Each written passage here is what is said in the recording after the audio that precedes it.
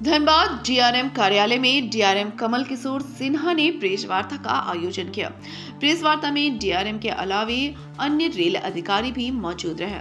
Loading के लिए देश भर में पहचाने जाने वाले धनबाद रेल मंडल ने न सिर्फ सबसे ज्यादा ढुलाई में बल्कि सबसे ज्यादा कमाई करने में भी पूरे देश में लगातार पिछले 8 महीने से नंबर 1 के पायदान पर अपनी जगह बनाए रखने में सफल रहा है।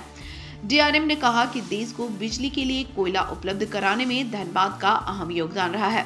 इसकी उपलब्धता में कमी न आए, इसके लिए धनबाद रेल मंडल पूरी तरह सजग है।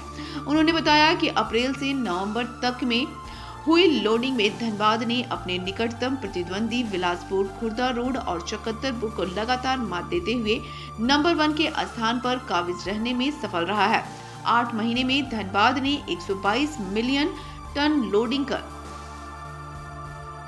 16,366 करोड़ रुपए की कमाई की है, जो भारतीय रेल में सर्वाधिक है। साथ ही यह अपने निकटतम प्रतिद्वंदी बिलासपुर से करीब 18% ज्यादा है। डीआरएम कमल किशोर सिन्हा ने कहा कि वहीं नवंबर माह की बात करें तो 15.38 मिलियन टन लोडिंग कर 2024 करोड़ रुपए की कमाई की है, जो दूसरे पायदान पर रहे बिलासपुर से करीब 16% ज्यादा है। तो इस बार हम लोगों ने फिर इंडिया में सबसे हाईएस्ट लोडिंग की है, हाईएस्ट फ्रेट लोडिंग की है। डेट इज 15.38 मिलियन टन का हमने लोडिंग किया है, जो कि पूरे इंडिया में हाईएस्ट है, जो नियरेस्ट कॉम्पिटिटर से करीब 8 से 8% ज़्यादा है। देन अगर आप उसमें देखेंगे कि ईयरली हमने कितना कंट्रीब्यूट किया है, तो करीब 122 मिलियन टन कंट्रीब्यूट किया है, जो कि नियरेस्ट कॉम्पिटिटर से करीब 11% ज़्यादा है। साथ ही साथ जो हम लोगों ने अर्निंग की है वो भी करीब 2024 करोड़ की है, जो कि नियरेस्ट कॉम्पिटिटर से लगभग 16% के आसपास ज़्यादा है।